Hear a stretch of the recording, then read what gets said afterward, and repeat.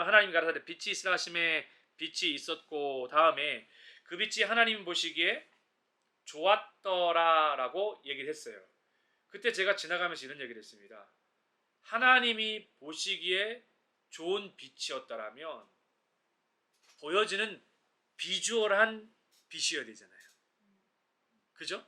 왜냐하면 보시기에라고 하는 표현을 통해서 우리는 뭐와 연결시킬 수 있냐면 봤기 때문에 보고 나서 좋았다라는 거잖아요. 그러면 그것이 보여줘야 되는 거잖아요. 그러면 이렇게 볼 수 있습니다. 세상의 시작에는 혼돈과 공허와 흑암으로부터 시작이 되어졌어요. 그래서 이 흑암 가운데에 가장 먼저 창조 역사에 있어서 필요한 것이 무엇일까요? 빛이었습니다. 그래서 하나님은 어두움을 창조하신 적이 없다라고 말씀드린 거고 이 빛으로 말미암아 어두움은 자연스럽게 물러가게 되는 것이거든요. 이 무질서와 혼돈과 흑암의 세계가 밝은 빛으로 나오니 보시기에 좋았더라는 거예요. 근데 여러분 보세요. 아직 형체가 있어요, 없어요? 아직 형체가 없죠. 지난번에 제가 말씀드릴 때에 하나님께서 창조의 이 빛을 통해서 하나하나 창조의 섭리가 진행되기 전까지는 형체와 굴곡과 모양에 대한 부분들이 완성되어지지 않은 영역이거든요. 그래서 이제 본격적인 창조의 역사가 시작되는데 하나님이 보시기에 좋았다라고 하는 이 표현이 여러분이 생각하시기에는 첫째 날, 둘째 날, 셋째 날, 넷째 날, 다섯째 날, 여섯째 날 똑같이 나와야 되는 거 아니에요? 성경을 한번 보세요. 제가 다시 읽으라고 얘기했는데 첫째 날 하고 나서 보시기에 좋았다라가 있었어요, 없었어요? 4절에 보면 분명히 있어요. 그 빛이 하나님 보시기에 좋았더라라고 분명히 말합니다. 그죠? 근데 둘째 날에 6절에 보면 하나님이 가라사대 물 가운데 궁창이 있어 물과 물로 나뉘게 하리라 하시고 하나님이 궁창을 만드사 궁창 아래의 물과 궁창 위의 물로 나뉘게 하심에 그대로 되니라. 하나님이 궁창을 하늘이라 칭하시니라. 저녁이 되면 아침이 되니 이는 둘째 날이라. 뭐가 없어요? 보시기에 좋았더라가 없어요. 그죠? 보시기에 좋았더라가 없어요. 그런데 셋째 날에는요. 보시기에 좋았더라가 2번 나옵니다. 10절에 보시겠어요?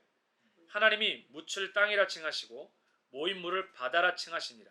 하나님이 보시기에 좋았더라. 하나님이 가라사대 땅은 풀과 씨 맺는 채소와 각기 종류대로 씨 가진 열매 맺는 과목을 내라 하심에 그대로 되니라. 땅이 풀과 각기 종류대로 해서 뒤에 보면 열매 맺는 나무를 내니 하나님이 보시기에 좋았더라.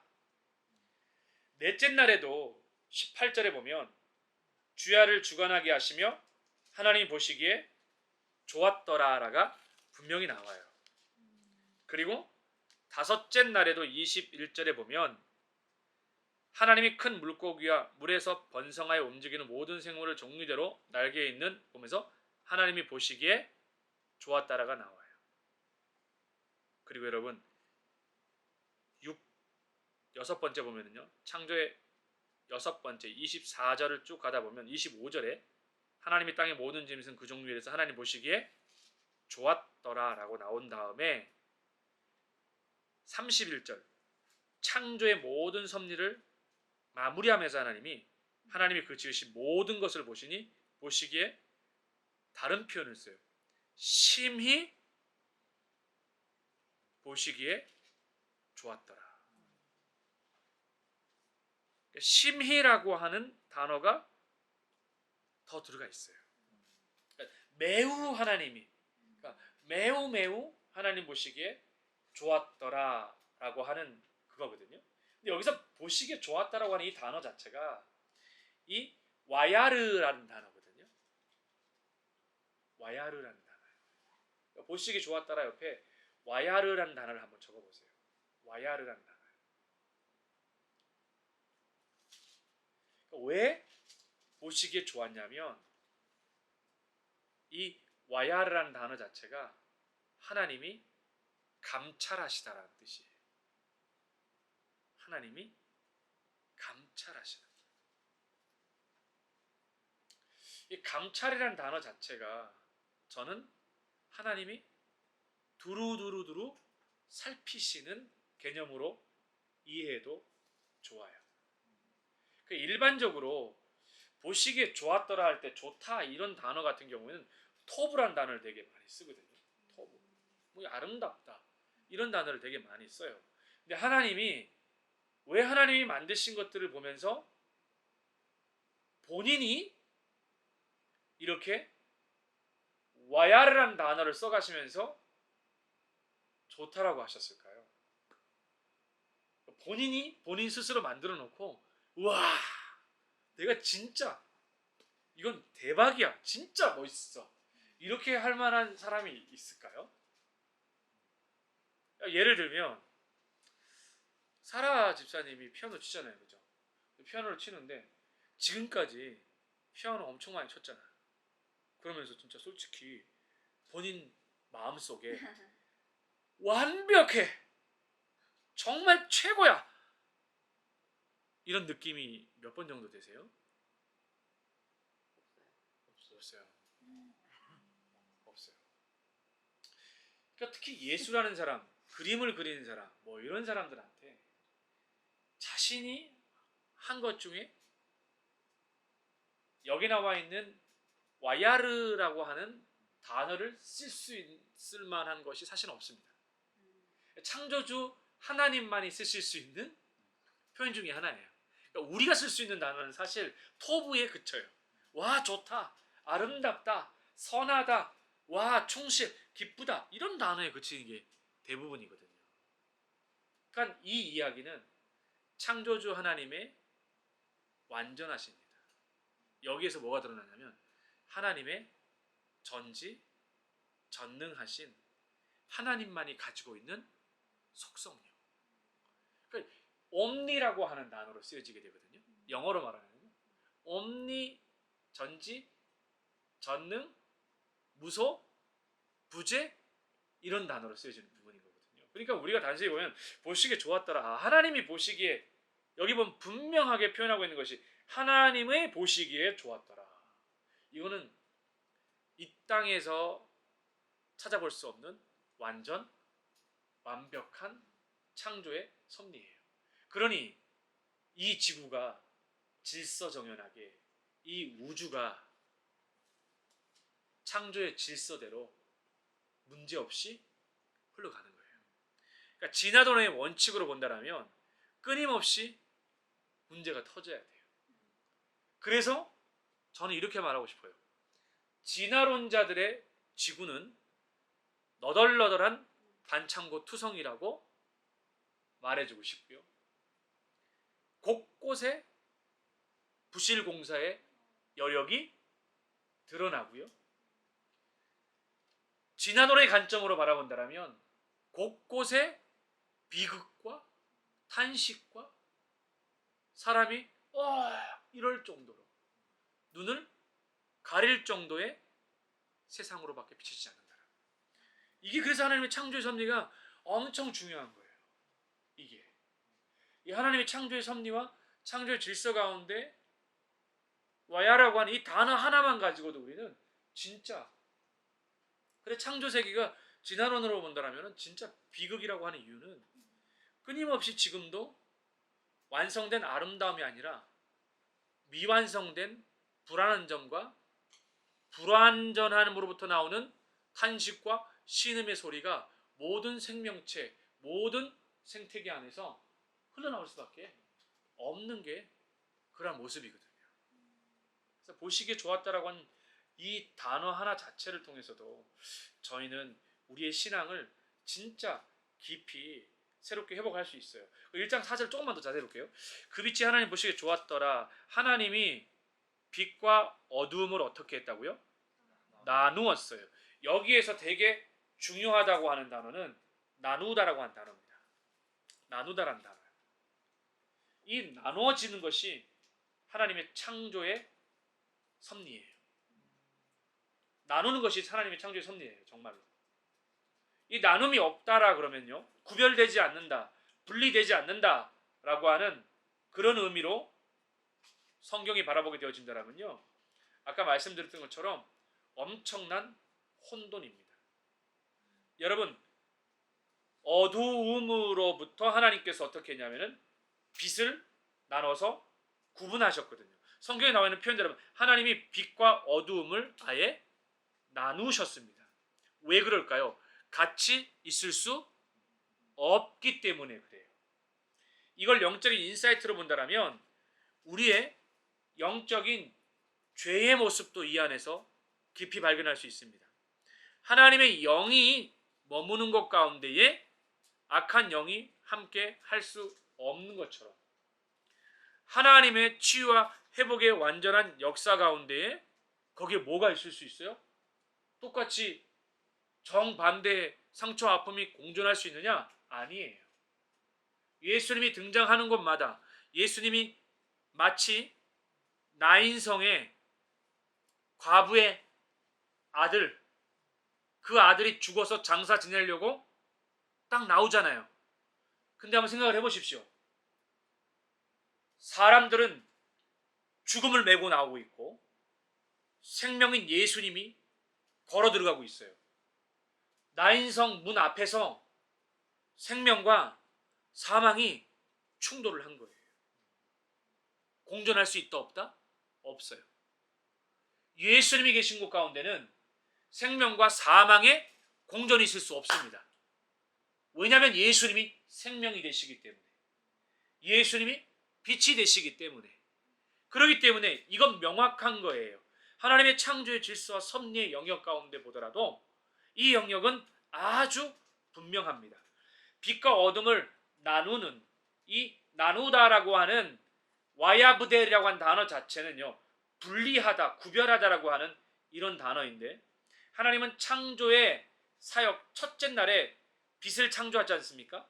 그 빛을 어두움으로부터요, 빛을 어두움으로부터 영구히 분리내셨습니다. 영구히 분리내셨어요, 하나님께서.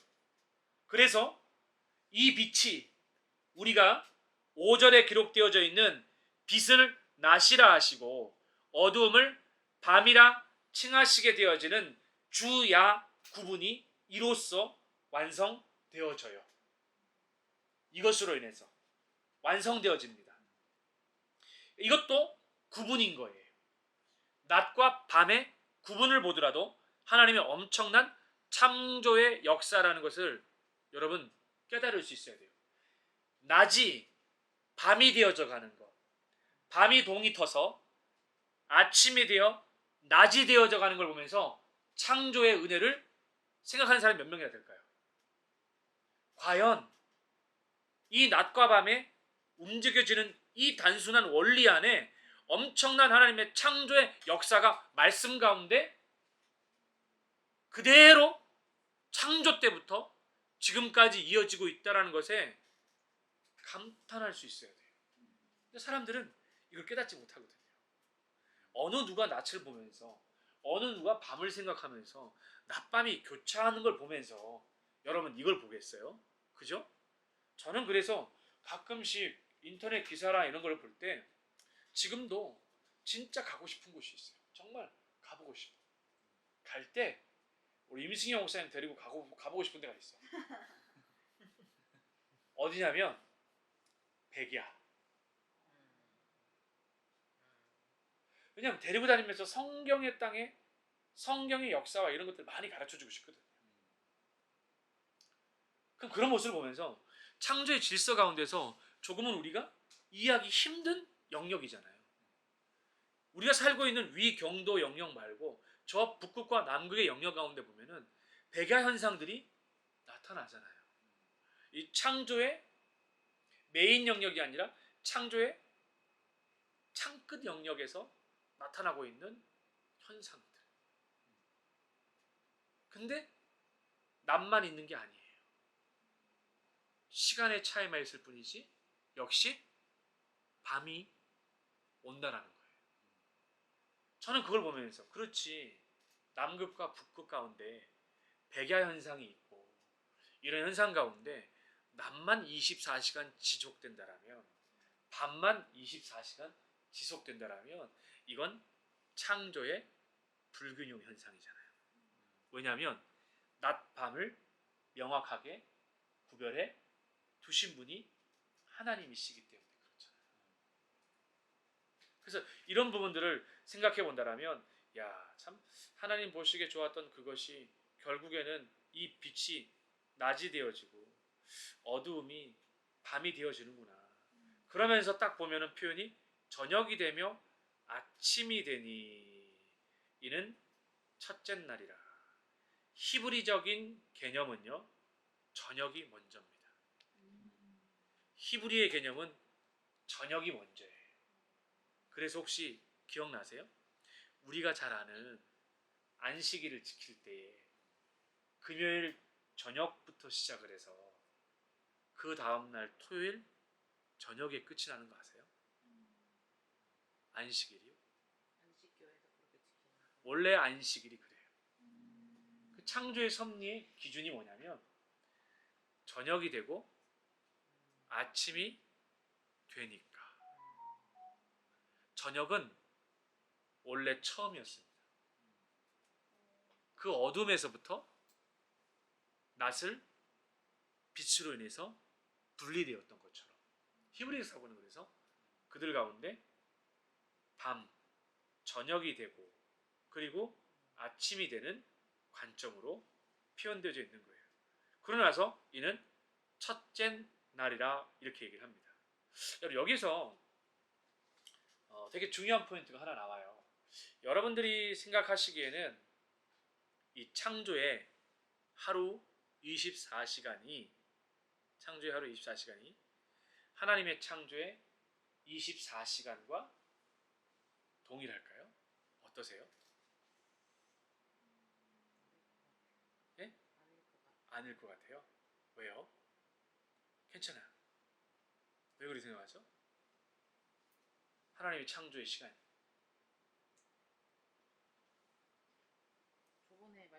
저번주 말씀하셨을 때 네. 그 시간의 개념을 확실하게 하는 게 해달별 만드셨을 때요. 네. 그때부터 뭐 자전 뭐 이런 거 그때부터 시간의 개념이 이 앞에는 하나님 원하시는 시간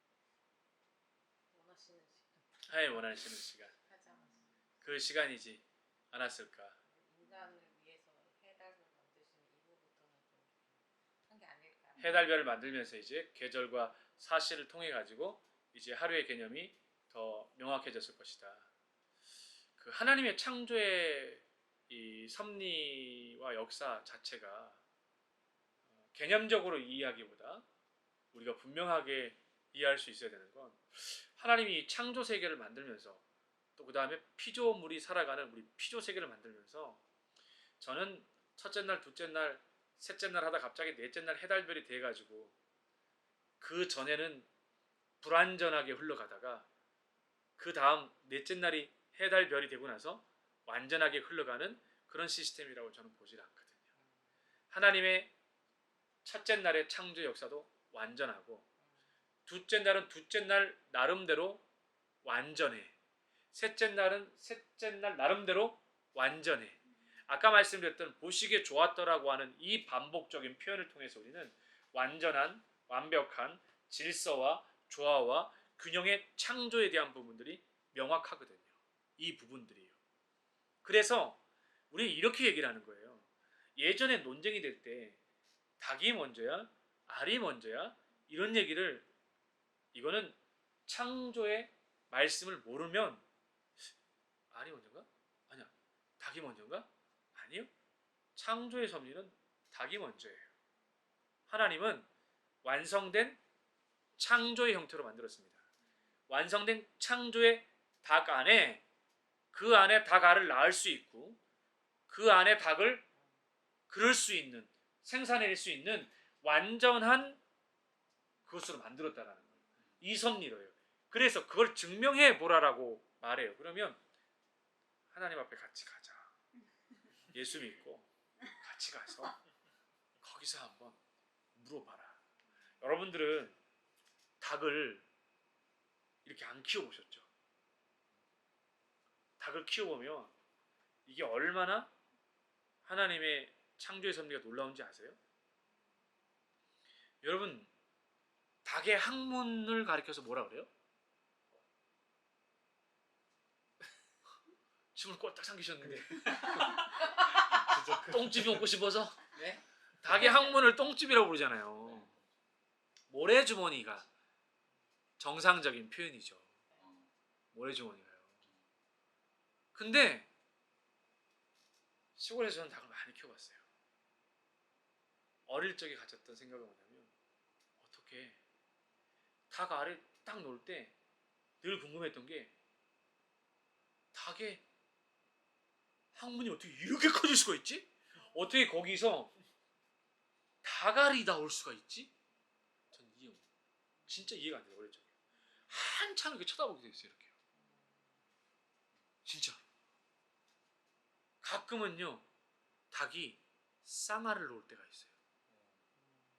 쌍알은요 1.5배예요. 안에 계란이 2개가 들었거든요. 엄청난 충격이에요. 근데 그걸 매일 하루에 1개씩을 놓는 거야. 제가 왜 이거 이해가 안 되냐고 말을 했냐면, 닭을 잡아가지고 닭의 목을 비틀고 뜨거운 물에 집어넣고 닭 털을 다 뽑고 나면 진짜 가엾게 이렇게 탁 닭이 이러고 있잖아요. 그러면 그 닭의 배를 탁 가르면 그 안에 뭐가 있는지 아세요? 암탉을 배를 자르면 닭 알이요 20개씩 있어요. 진짜요? 헐. 진짜 허리야. 커 작아요? 요만한 것들이. 그러니까 어. 이게 뭐냐면, 인위적으로 그게 되는 게 아니라 몸 안에 닭이 하루에 1개의 닭알을 낳아야 되기 때문에, 오늘 이만한 게 나왔다라면 그보다 더 작은 내일 낳아야 될 것들이 크기가 짝짝짝짝짝짝 이렇게 20개 정도 있어요. 그래서 그 닭을 잡고 배를 가르면요, 그래서 이런 게 나와요. 그걸 어디서 보고 싶으면 볼 수 있냐면, 우리 여기 BCIS 앞에 가면 리아카에 파는 국수집 있잖아요. 태국에서 넘버 3로 맛있는 집. 그 집에 가면 그 닭의 배를 갈라가지고 끄집어낸 그 닭 알을 거기 갖다 놔요. 매일. 그걸 원하는 VIP들한테만, 그 집에 자주 오는 사람들한테만 그걸 썰어서 줘요. 이게. 그래서 그거를 제가 궁금했던 이유는, 닭을 배를 갈라서 수없이 봤기 때문에 어떻게 하루 만에 이게 딱딱한 알이 되어서 나오지? 이해가 안 돼요. 설명이 안 돼요. 이건 진짜 창조의 영역 가운데, 그걸 질서를 본다라면요, 모든 암탉의 배를 가르면 다 똑같아요. 그 배를 하나만 갈아보더라도요, 진화론의 허구를 명확하게 이해할 수 있어요. 닭 배도 한번 안 갈아보고 진화론을 주장하는 사람도 얼마나 많지. 진짜 얼마나 답답한지 몰라요. 여러분, 제가 설교 때 예화를 쓰려는 것 중에 하나가 있었는데, 개미는, 다음에 설교할 때 이 예화를 들었더라도 모른 척하고 들으시면 돼요. 개미는 사회적 위가 있는 거 아세요? 지위? 위. 사회적 위. 사회적 위? 예. 들어보신 적 있어요? 처음 들어보죠? 책을 좀 많이 읽으셔야 돼요, 여러분. 여러분 진짜 책을 너무 안 읽어. 재미책이다. 아 맞아. 진짜. 근데 이 진짜 재밌는 것 중에 뭐냐면 개미는 사회적인 위가 있어서 개미들은 굶어 죽질 않는데 모든 생태계 가운데 진짜 특이한 것 중에 개미는 굶어 죽지 않는데 왜 굶어 죽지 않냐면 개미가 배고픈 개미를 만나게 되면 자기 몸 안에 있던 자신의 에너지를 만들어내는 위가 아니라 사회적 위에서 음식물을 끄집어내서 준다는 거예요. 그래서 개미는 굶어 죽지 않아요.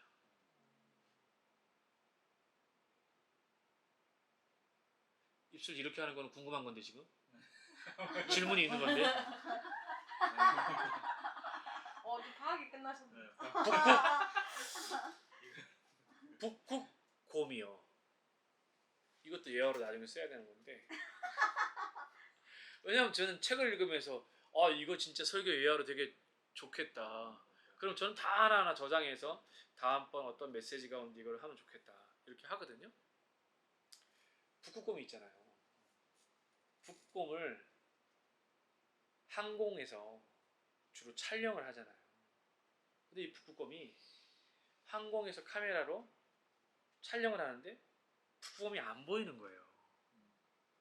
북극곰이 안 보이는 거예요. 북극곰 왜 안 보일까? 북극곰이 적외선 촬영기로는 보여지는데 항공 카메라로 찍으려고 하니까 눈에 있는 북극곰이 구분이 안 가는 거예요. 이게 우리 가끔 착시 현상을 통해서 뭐 흰 얼음 위에 흰 눈 위에 있어서 그런 개념의 차원이 아니에요. 북극곰의 털은요 어떻게 생긴지 아세요? 박영훈 지사님? 이과시죠? 문과예요? 북극곰의 털이요. 개털 보셨어요? 개털 보셨죠? 개털 어떻게 생긴지 보셨어요? 어떻게 생겼냐고요? 네. 그럼 사람 머리털하고 똑같고 그냥 허연 색깔, 노란 색깔 개털처럼 생긴 거 아니야? 이렇게 생각하시는 거죠. 북극곰은 그렇지 않아요. 북극곰은 털이요. 현미경으로 보지 않습니까? 빨대처럼 생겼어요. 털이 빨대처럼요. 현미경을 통해서 보면요. 북극곰의 털은요. 미세한 빨대예요. 털이 구멍이 다 나 있어요. 빨대처럼.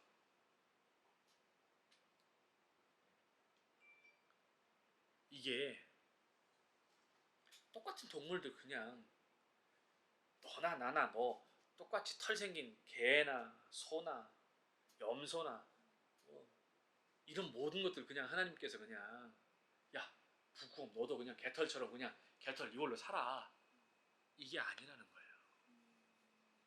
창조의 완벽, 질서, 조화의 개념은요. 개가 살아야 되는 그 땅 가운데 개가 필요한 가장 적합한 거예요. 북극곰은요. 물에도 들어갔다 와야 돼요. 일반적인 털은요. 물에 들어갔다가 나오는 순간에 얼어 죽어요.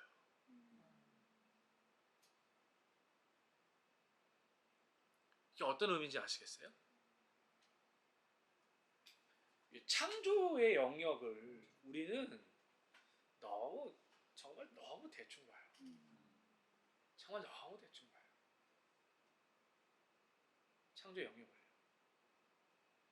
나무를 보더라도 우리는 그냥 나무가 탁 어디에 긁히거나 찧어서 돋기에 그러면 자연 생태계 안에서 나무가 자신이 한 번도 경험해 보지 않은 쇠라고 하는 물질 우리가 아이들이 다치거나 뭐 이렇게 되어지면 상처가 나면 쇠, 녹슨 거 이런 거 전부 다 파상풍으로 사망하기도 하지 않습니까? 왜냐하면 이 몸 자체가 이 안에 경험해 보지 않은 물질이기 때문에 그래요. 저항 자체가 말 그대로 면역력 자체가 안 되는 거거든요. 그러면 생태계 나무 입장에서는 도끼로 녹슨 도끼로 딱 찍어버렸어요. 그럼 사실 그 나무는 죽어야 돼요.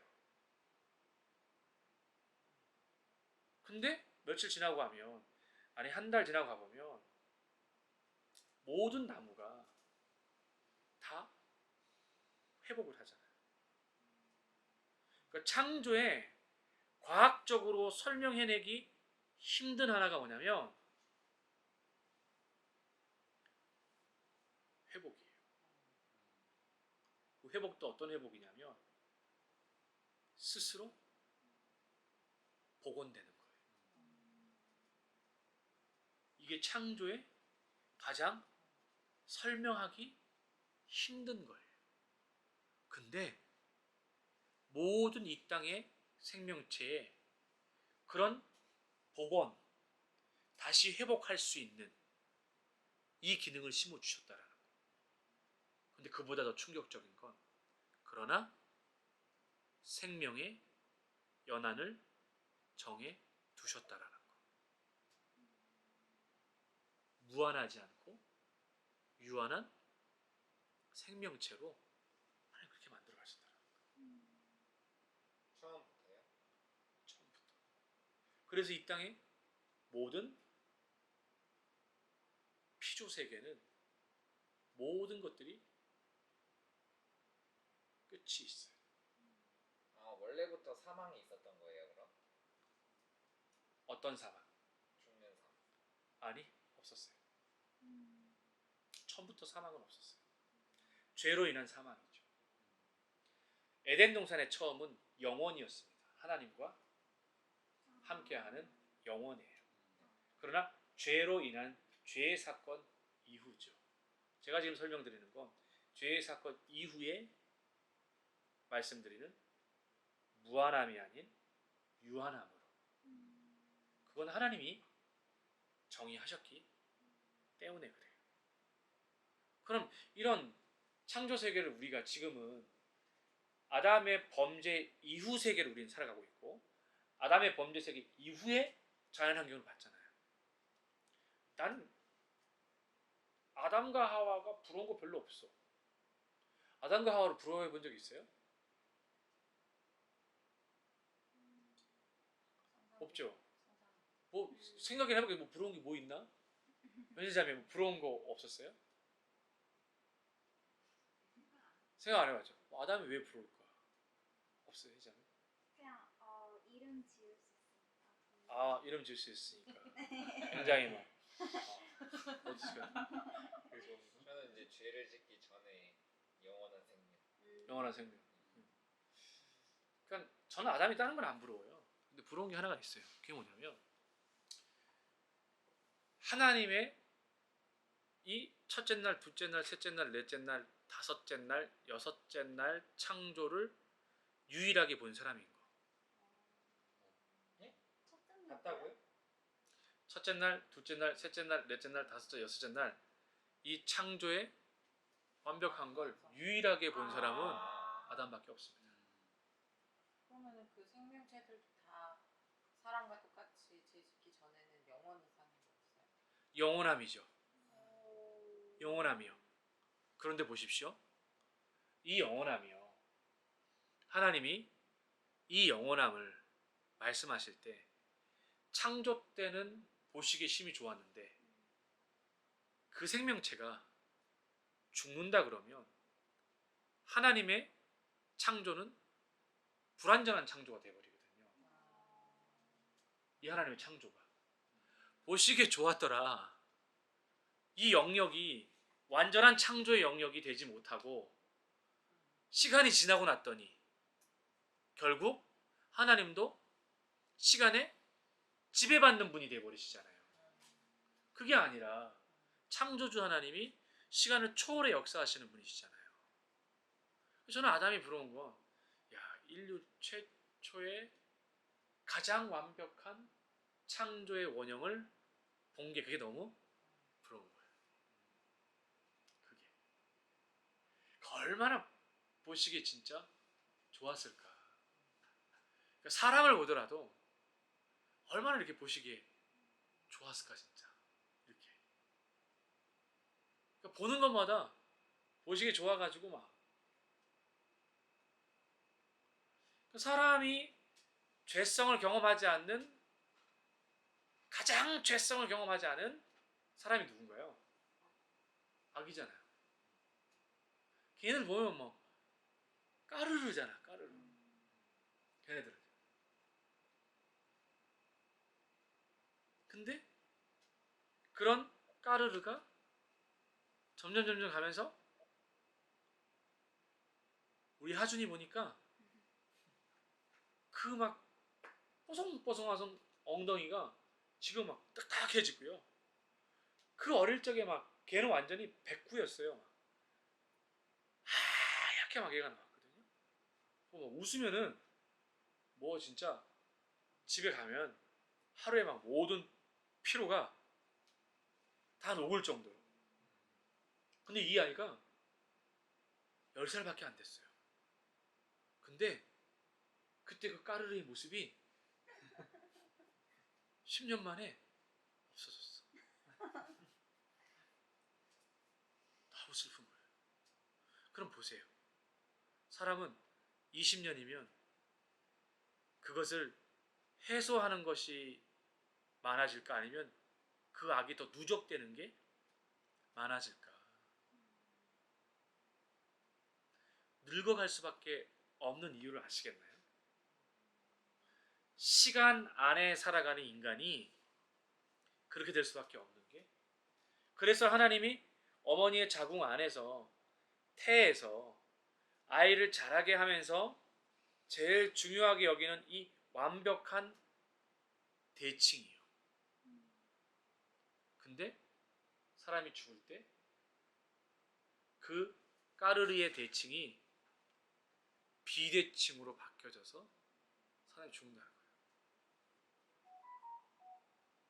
사람이 이것도 이렇게 삐뚤어지고요. 이 눈도 웃음도 이것들이 다 사라진 모습으로. 그런 모습들을 바라본다면 이 창조의 영역 자체가 갖는 이것이 복원에 대한 뿐만 아니라 이것이 보시기에 좋았다라고 하는 이 의미 자체 하나가 진짜 우리에게 가져주는 의미가 굉장히 크잖아요. 그래서 제가 그래서 여기 나와 있는 이 분리라고 하는 나누는 이 개념 자체가 우리가 살아가는 모든 영역에 있어서 진짜 굉장히 중요하게 비춰진다. 이 부분.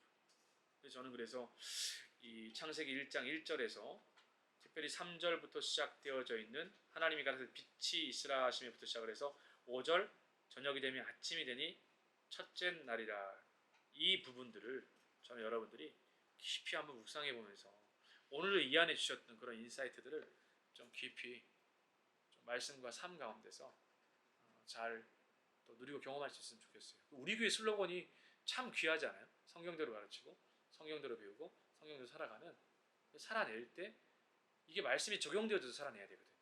그런 은혜들이 있었습니다.